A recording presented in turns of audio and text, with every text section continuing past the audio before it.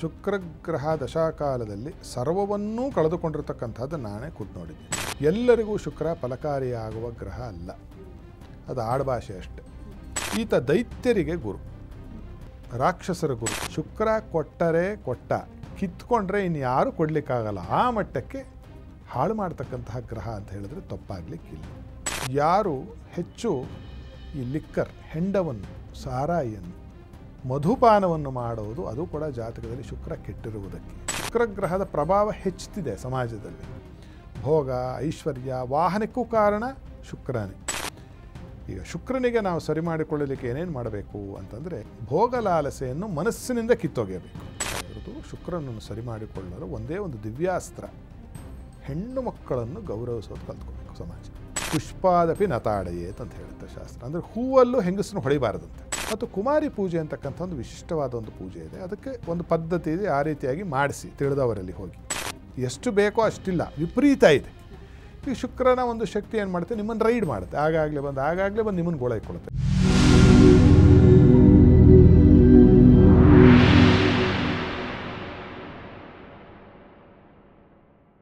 ನಮಸ್ಕಾರ ವೀಕ್ಷಕರೇ, ಟಿವಿ ವಿಕ್ರಮ ಹಂಸಧ್ವನಿ ಕಾರ್ಯಕ್ರಮಕ್ಕೆ ಸ್ವಾಗತ. ನಾನು ಶ್ವೇತಾ. ಯೋಗ ಸೂತ್ರ ಮತ್ತು ಆಧ್ಯಾತ್ಮಿಕತೆಯ ಅರ್ಥಪೂರ್ಣ ವಿಚಾರಗಳನ್ನು ತಿಳಿಸುವಂತಹ ವೇದಿಕೆಯೇ ಹಂಸಧ್ವನಿ ಕಾರ್ಯಕ್ರಮ. ಎಂದಿನಂತೆ ನಮ್ಮೊಟ್ಟಿಗಿದ್ದಾರೆ ತತ್ವಜ್ಞಾನಿಗಳು, ಧರ್ಮಶಾಸ್ತ್ರ ಪಾರಂಗತರು, ವೇದಶಾಸ್ತ್ರ ಪರಿಣಿತರು ಆಗಿರುವಂತಹ ಹಂಸಶ್ರೀ ಸವಿತೃ ಶರ್ಮಾ ಗುರೂಜಿ.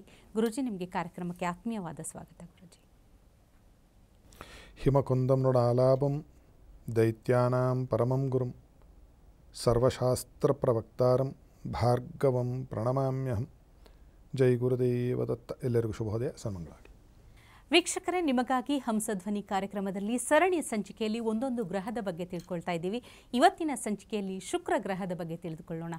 ಶುಕ್ರ ಗ್ರಹ ಅಂದ ಕೂಡಲೇ ಒಂದು ರೀತಿ ಶುಭ ಸೂಚಕ ಅಂತ ಅನಿಸ್ಬಿಡುತ್ತೆ ಗುರುಜಿ. ಹಾಗಾದರೆ ಶುಕ್ರ ಗ್ರಹದ ಲಕ್ಷಣಗಳು ಮತ್ತು ಪರಿಹಾರಗಳೇನು ಅಂತ ತಿಳಿಸ್ಕೊಡಿ. ಆಡುಭಾಷೆಯಲ್ಲಿ ಯಾರಿಗಾದರೂ ಬಹಳ ಒಳ್ಳೆಯದಾಗ್ತಿದ್ರೆ, ನಿನಗೆ ಶುಕ್ರದಶ ನಡೀತಿದೆ ಬಿಡಯ್ಯ ಅಂತಾರೆ. ಇದು ಸರ್ವೇ ಸಾಮಾನ್ಯವಾದ ಮಾತು.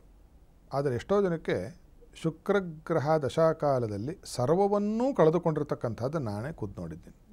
ಭಿಕ್ಷೆ ಎತ್ತೋದೊಂದೇ ಬಾಕಿ, ಆ ಮಟ್ಟಕ್ಕೆ ತೊಂದರೆಯನ್ನು ಕೊಟ್ಟಿರ್ತಕ್ಕಂಥದ್ದು ಉಂಟು.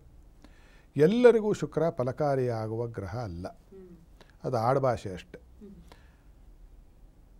ಮೇಷಲಗ್ನದಲ್ಲಿ ಹುಟ್ಟಿದವರಿಗೆ, ಕರ್ಕಾಟಕ ಲಗ್ನದಲ್ಲಿ ಹುಟ್ಟಿದವರಿಗೆ, ಸಿಂಹ ಲಗ್ನದಲ್ಲಿ ಹುಟ್ಟಿದವರಿಗೆ, ವೃಶ್ಚಿಕ ಲಗ್ನದಲ್ಲಿ ಹುಟ್ಟಿದವರಿಗೆ, ಧನುರ್ ಲಗ್ನದಲ್ಲಿ ಹುಟ್ಟಿದವರಿಗೆ, ಮೀನ ಲಗ್ನದಲ್ಲಿ ಹುಟ್ಟಿದವರಿಗೆ ಶುಕ್ರ ಅಂತ ಒಳ್ಳೆಯ ಗ್ರಹ ಅಲ್ಲ. ಆ ಲಗ್ನ ಅಥವಾ ರಾಶಿಯಲ್ಲಿ ಹುಟ್ಟಿದವರಿಗೆ ಸ್ವಲ್ಪ ತೊಂದರೆಯನ್ನು, ಹಿಂಸೆಯನ್ನು ಕೊಡ್ತಕ್ಕಂತಹ ಗ್ರಹವೇ ಹೌದು. ಶುಕ್ರ ಅಂದರೆ ಈತನಿಗೆ ಕವಿ ಅಂತಲೂ, ಭಾರ್ಗವ ಅಂತಲೂ, ಸಿತ ಅಂತಲೂ, ಭೃಗು ಅಂತಲೂ ಸಾಕಷ್ಟು ಪರ್ಯಾಯ ನಾಮಗಳು ಜ್ಯೋತಿಷ್ಯ ಶಾಸ್ತ್ರದಲ್ಲಿ ಹೇಳುತ್ತೆ. ಈತ ದೈತ್ಯರಿಗೆ ಗುರು, ರಾಕ್ಷಸರ ಗುರು. ಹೇಗೆ ಗುರುವು ದೇವತೆಗಳಿಗೆ ಗುರುವೋ, ಈತ ರಾಕ್ಷಸರ ಗುರು. ಇದರಲ್ಲಿ ಒಂದು ಹೆಗ್ಗಳಿಕೆ ಏನು ಅಂತಂದರೆ, ಸರ್ವಶಾಸ್ತ್ರ ಕೋವಿದ ಬೃಹಸ್ಪತಿ ಸಮಾನ ಈತ, ಗುರುವಿಗೆ ಸಮಾನವಾಗಿರೋ ಗ್ರಹ. ಇನ್ನೂ ಒಂದು ವಿದ್ಯೆ ಹೆಚ್ಚಿದೆ ಈತನ ಕೈಯಲ್ಲಿ, ಸಂಜೀವಿನಿ ವಿದ್ಯೆ. ಸತ್ತವರನ್ನು ಬದುಕಿಸುವ ವಿದ್ಯೆ ಇದ್ದಿದ್ದು ಈತನಲ್ಲೇ. ಬಹಳ ಶುಭಗ್ರಹ ಶುಕ್ರನು, ಬಹಳ ಶುಭಗ್ರಹ. ಈಗೇನಾಗುತ್ತೆ ಅಂದರೆ, ವಿಚಾರ ಮಾಡಿದಾಗ ನಾವು ಬಹಳ ಒಳ್ಳೆಯವರು ಕೋಪಿಸ್ಕೊಂಡ್ಬಿಟ್ರೆ ಏನಾಗುತ್ತೆ, ಕೋಪ ಭಾಳ ಉಳಿಯುತ್ತೆ. ಮತ್ತು ಅವ್ರ ಬುದ್ಧಿವಂತತನ ಇರೋದರಿಂದ, ಬುದ್ಧಿವಂತರು, ಇವನು ದೇವಾಚಾರ್ಯ, ಇವನು ಅಸುರಾಚಾರ್ಯ, ಅವ್ರಿಗೆ ಬುದ್ಧಿ ಜಾಸ್ತಿ. ಬುದ್ಧಿವಂತರಲ್ಲಿ ದ್ವೇಷ ಬಹಳ ಕಷ್ಟಕಾರಿ. ದಡ್ಡ ದ್ವೇಷ ಇಲ್ಲ, ಒಂದು ಎರಡೇಟು ಹೊಡಿಬೋದು, ಬೈಬೋದು, ಹೊರಟೋಗ್ಬೋದು. ಬುದ್ಧಿವಂತ ನಿಮಗೇನು ಹೊಡೆದು ಬೈದು ಏನೂ ಮಾಡಲ್ಲ. ಆದರೆ ಏನಾಗುತ್ತೆ ಅಂತಂದರೆ, ಆ ಜನ್ಮ ಅನುಭವಿಸ್ತಕ್ಕಂತಹ ತೊಂದರೆ ಇಟ್ಟು ಬಿಡ್ತಾರೆ. ಆದ್ದರಿಂದ ಶುಕ್ರ ಕೊಟ್ಟರೆ ಕೊಟ್ಟ, ಕಿತ್ಕೊಂಡ್ರೆ ಇನ್ಯಾರು ಕೊಡಲಿಕ್ಕಾಗಲ್ಲ, ಆ ಮಟ್ಟಕ್ಕೆ ಹಾಳು ಮಾಡ್ತಕ್ಕಂತಹ ಗ್ರಹ ಅಂತ ಹೇಳಿದ್ರೆ ತಪ್ಪಾಗಲಿಕ್ಕಿಲ್ಲ.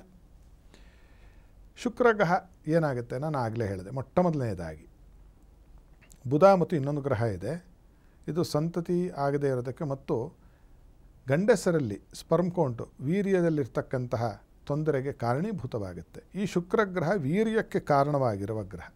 ನೀವು ನೋಡಿ, ಅಲ್ಲಿ ಬುಧನ್ ನೋಡಿದ್ವಿ, ಯಾಕೆ ಹಂಗಾಯಿತು ಅಂತ. ಯಾವುದೋ ಗಣಕಯಂತ್ರ, ಗಣಿತ ಮತ್ತು ತೊಡೆ ಮೇಲೆ 24 ಗಂಟೆ ಗಣಕವನ್ನೇ ಮಾಡ್ತಾ ಇರ್ತಕ್ಕಂಥವರಿಗೆ ಅದು ನಮಗೆ ವೈಜ್ಞಾನಿಕವಾಗಿ ಅದರ ಬಗ್ಗೆ ಒಂದು ಅಧ್ಯಯನ ಮಾಡಿದಂಥವ್ರು ಹೇಳಿರ್ತಕ್ಕಂತಹ ಸತ್ಯ ಅದು.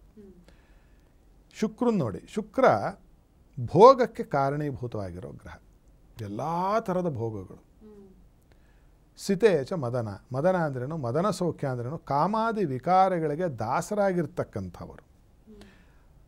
ಮತ್ತು ಯಾರು ಹೆಚ್ಚು ಈ ಲಿಕ್ಕರ್, ಹೆಂಡವನ್ನು, ಸಾರಾಯಿಯನ್ನು, ಮಧುಪಾನವನ್ನು ಮಾಡುವುದು, ಅದು ಕೂಡ ಜಾತಕದಲ್ಲಿ ಶುಕ್ರ ಕೆಟ್ಟಿರುವುದಕ್ಕೆ.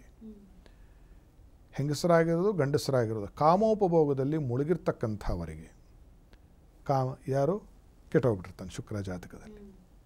ಮೇಹಾದಿ ರೋಗಗಳು ಇತ್ತೀಚಿನ ದಿನಗಳಲ್ಲಾಗಿದೆ. ಭೋಗಲಾಲಸೆ ಹೆಚ್ಚು. ಸುಖ ಅನುಭವಿಸ್ಬೇಕು ಅಂತ ಯಾರು ಓಡಾಡೋದೇ ಇಲ್ಲ. ಹೋಗಿ ಕೊತ್ತಂಬರಿ ಸೊಪ್ಪು ತೊಗೊಂಬರೋಕ್ಕೆ ದೊಡ್ಡ ಬೆನ್ಸ್ ಕಾರ್ ಹಾಕ್ಕೊಂಡು ಹೋಗ್ತಕ್ಕಂತಹ ಪುಣ್ಯಾತ್ಮರು ನಮ್ಮ ಸಮಾಜದಲ್ಲೇನು ಕಡಿಮೆ ಇಲ್ಲ. ಓಡಾಡೋದೇ ಹೋಗ್ಬಿಟ್ಟಿದೆ. ಲಿಫ್ಟ್ಗಳಿದೆ, ಎಲ್ಲ ಕಡೆ ಲಿಫ್ಟ್ಗಳು. ಮನೆಗೆ ಲಿಫ್ಟ್ ಹಾಕ್ಸ್ಕೊಂಡಿರೋರು ಇದ್ದಾರೆ. ವಯಸ್ಸಾದ ಮೇಲೆ ಯಾಕೆ ನೋವು ಬರಬೇಕು ನಿಮ್ಮ ಕಾಲು? ಆ ಥರ ಯಾಕೆ ಬದುಕಬೇಕು ನಾವು?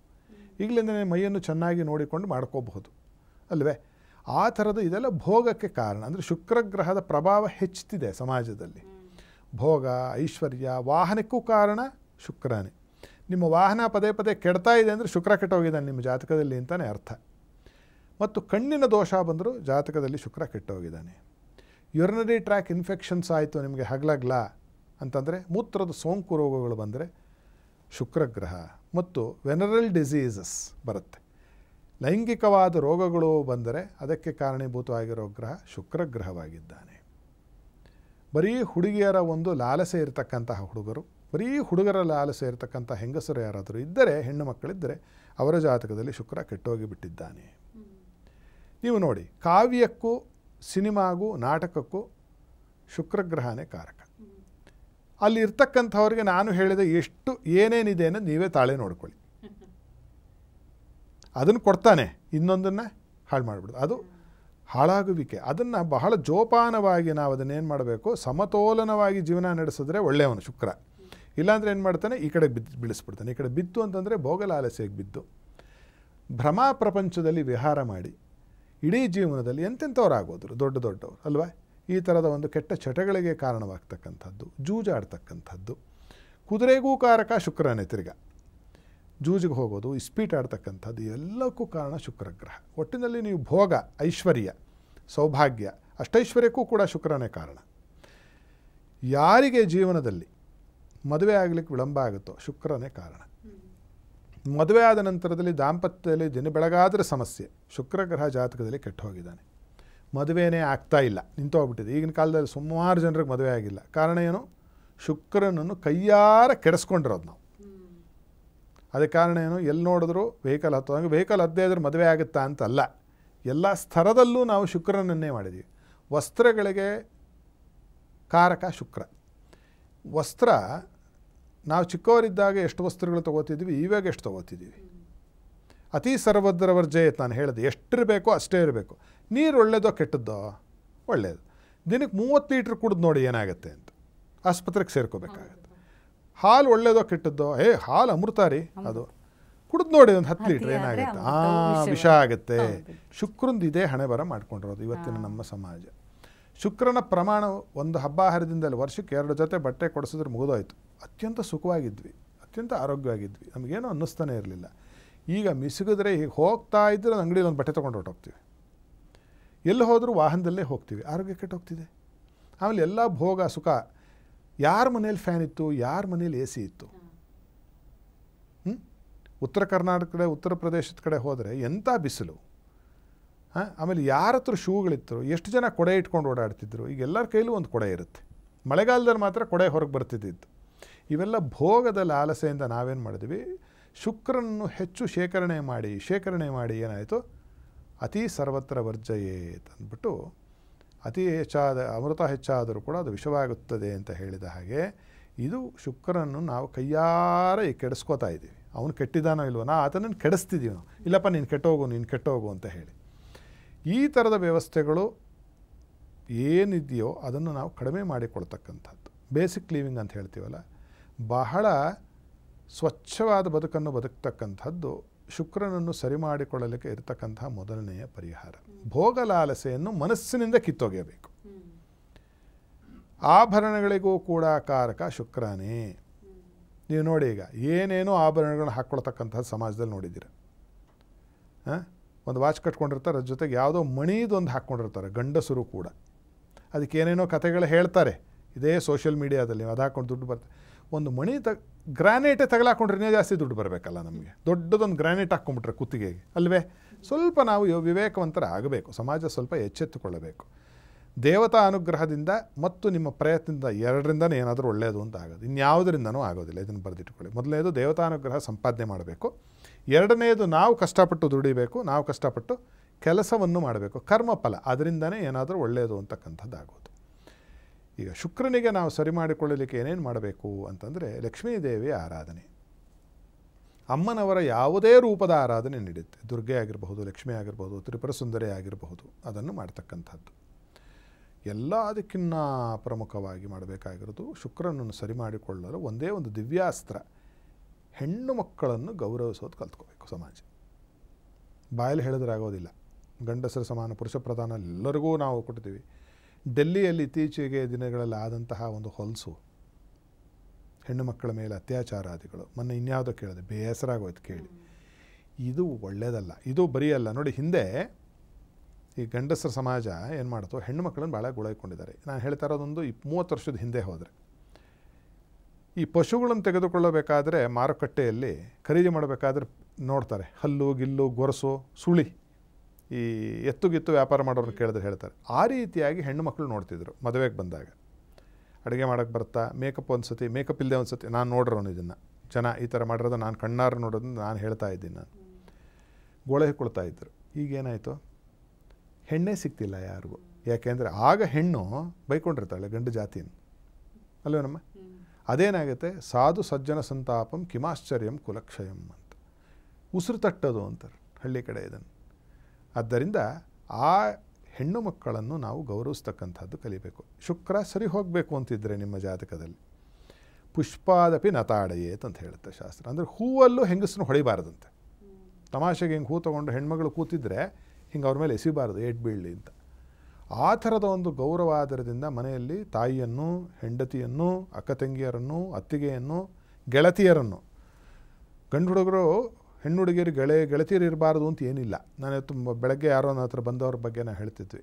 ಒಬ್ಬ ಹುಡುಗನಿಗೆ 11 PUC ಹುಡುಗನಿಗೆ, ನಿನ್ನ ವಯಸ್ಸಿನಲ್ಲಿ ನಮಗೆ ಗಂಡು ಹೆಣ್ಣಿಗೆ ಭೇದನೆ ಗೊತ್ತಿರಲಿಲ್ಲ ಕಣಯ್ಯ, ನಾವು ಭೇದನೆ ಗೊತ್ತಿರೋ ಒಟ್ಟೊಟ್ಟಿಗೆ ಆಡ್ತಿದ್ವಿ ನಾವು ಅಂತ. ಆ ರೀತಿಯಾಗಿ ಸರಿಸಮಾನತೆಯನ್ನು ತೋರಿಸ್ತಕ್ಕಂಥದ್ದು ಕೃತಿಯಲ್ಲಿ ತೋರಿಸಬೇಕು. ಬಾಯಲ್ಲಿ ಆಡೋದ್ರೆ ಅಥವಾ ಮೀಡಿಯಾದಲ್ಲಿ ಮಾತಾಡಿದ್ರೆ ಉಪಯೋಗಕ್ಕೆ ಬರೋದಿಲ್ಲ. ಈ ರೀತಿಯಾಗಿ ಅವರನ್ನು ಗೌರವ ಆಧಾರದಿಂದ ನೋಡಿಕೊಳ್ತಕ್ಕಂಥದ್ದು. ಮತ್ತು ಕುಮಾರಿ ಪೂಜೆ ಅಂತಕ್ಕಂಥ ಒಂದು ವಿಶಿಷ್ಟವಾದ ಒಂದು ಪೂಜೆ ಇದೆ. ಅದಕ್ಕೆ ಒಂದು ಪದ್ಧತಿ ಇದೆ. ಆ ರೀತಿಯಾಗಿ ಮಾಡಿಸಿ ತಿಳಿದವರಲ್ಲಿ ಹೋಗಿ ಚಿಕ್ಕದಾಗ ಅದರದ ಒಂದು ಸ್ವರೂಪ ಹೇಳ್ತೀನಿ ಏನು ಮಾಡಬೇಕು ಅಂತ. 1 ವರ್ಷ ತುಂಬಿದ ಮಗುವಿನಿಂದ ಹಿಡಿದು 10 ವರ್ಷ ತುಂಬದೇ ಇರುವ ಹೆಣ್ಣು ಮಕ್ಕಳು, ಮತ್ತೊಮ್ಮೆ ಹೇಳ್ತೀನಿ, 1 ವರ್ಷ ತುಂಬಿರುವ ಹೆಣ್ಣು ಮಗುವಿನಿಂದ ಹಿಡಿದು 10 ವರ್ಷ ತುಂಬದೇ ಇರುವ ಈ 9 ಹೆಣ್ಣು ಮಕ್ಕಳನ್ನು ನವಕುಮಾರಿಕಾ ಅಂತ ಕರೀತಾರೆ. ಅಂತಹವ್ರು ಯಾರಾದರೂ ಸಿಕ್ಕರೆ, ಇದೇನು ಗೊತ್ತಾ, ನಿಮ್ಮ ಸಂಬಂಧಿಕರಾಗಿರಬಾರ್ದು, ಸಂಬಂಧವೇ ಇರಬಾರ್ದು, ಪರಿಚಯಸ್ಥರಾದರೆ ಅಡ್ಡಿ ಇಲ್ಲ. ಅಂಥವರನ್ನು ಆಗಾಗ್ಗೆ ಮನೆಗೆ ಕರೆಸಿ ಅವರಿಗೆ ಸಿಹಿಯನ್ನು ಕೊಡೋದು, ಅವರಿಗೆ ಒಂದು ಬಟ್ಟೆ ಬರೆಯನ್ನು ಕೊಡೋದು, ಅವರನ್ನು ಒಳ್ಳೆಯ ಮಾತಿನಿಂದ ಮಾತಾಡಿಸ್ತಕ್ಕಂಥದ್ದು, ಇದು ಮಾಡ್ತಕ್ಕಂಥದ್ದು ಕೂಡ ಜಾತಕದಲ್ಲಿ ಶುಕ್ರ ಕೆಟ್ಟಿದ್ದರೆ ಸರಿ ಮಾಡುವುದಕ್ಕೆ ಪರಮಾದ್ಭುತವಾಗಿರ್ತಕ್ಕಂತಹ ಒಂದು ದಿವ್ಯಾಸ್ತ್ರ. ಮತ್ತು ಕಾಲ್ನಡಿಗೆಯನ್ನು ಜಾಸ್ತಿ ಮಾಡ್ತಕ್ಕಂಥದ್ದು ಶುಕ್ರ ಸರಿ ಹೋಗುವುದಕ್ಕೆ ಇನ್ನೊಂದು ದಿವ್ಯಾಸ್ತ್ರ. 3ನೇದು ಸಿಹಿಯನ್ನು ಕಡಿಮೆ ಮಾಡ್ತಕ್ಕಂಥದ್ದು ಶುಕ್ರ ಗ್ರಹ ಸರಿ ಹೋಗೋದಕ್ಕೆ ಇನ್ನೊಂದು ದಿವ್ಯಾಸ್ತ್ರ. ಆಮೇಲೆ ಈ ಮಧುಪಾನವನ್ನು ಬಿಡ್ತಕ್ಕಂಥದ್ದು ದಿವ್ಯಾಸ್ತ್ರ. ಭೋಗಲಾಲಸೆಯನ್ನು ಬಿಡ್ತಕ್ಕಂಥದ್ದು ಇನ್ನೊಂದು ದಿವ್ಯಾಸ್ತ್ರ ಶುಕ್ರ ಸರಿ ಹೋಗಲಿಕ್ಕೆ. ಇದೆಲ್ಲ ಆದ ನಂತರ ಪೂಜೆ ಪುನಸ್ಕಾರಗಳು ಫಲಕಾರಿಯಾಗುತ್ತೆ.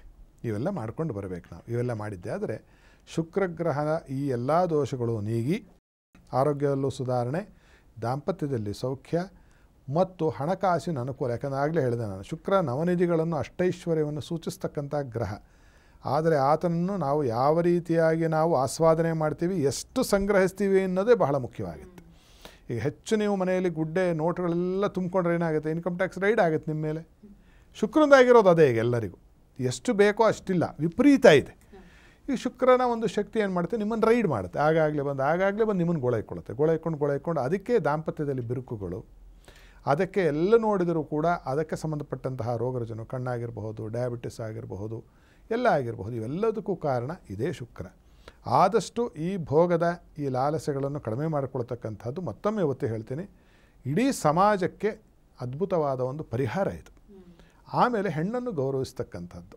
ಯಾಕಂದರೆ ಯೈ ನಮಃ ಅಂತ ಲಲಿತಾ ಸಹಸ್ರನಾಮದಲ್ಲಿ, ಅಂದರೆ ಹೆಂಗಸೆ ನಿನಗೆ ನಮಸ್ಕಾರ ಅಂದ್ಬಿಟ್ರು. ಯಾರು ಹಯಗ್ರೀವರು ಹೇಳಿದ್ದಿದ್ದು, ಅಗಸ್ತ್ಯರಿಗೆ ಉಪದೇಶ, ನಂದಲ್ಲ. ಅಂದರೆ ಹೆಣ್ಣನ್ನು ಯಾವ ರೀತಿಯಾಗಿ ನೋಡಬೇಕು ಆ ರೀತಿಯಾಗಿ ನೋಡಬೇಕು.